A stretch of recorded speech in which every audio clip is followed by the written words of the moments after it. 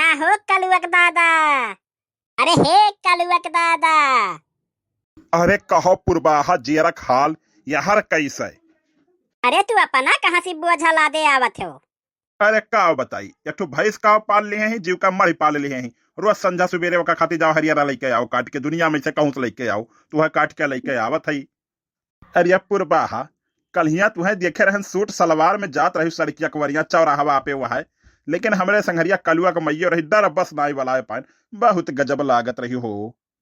अरे अब यार गांव के तरफ आयन तुमने काल सूट सलवार पहरी ना अच्छा लागत, हमने सड़िए पहन के चली। अरे चलो वही कुआं कुवरिया बैठ के बतुआ लीन जा, जी भर का बड़े दिन बाद मुलाकात भाई भाई। अरे हो देखो हो पछमा मटका नहीं आएगा, अच्छा हम चलत है। हे रुक जा दही जोर को पूत, दखता कहाँ भाग ली हो? हमहू तो देखी कौने माई से तू गुटुर गुटुर करत रहे हो। कार्यपुर भैया तो का शर्म लिहाजा नहीं रही गए।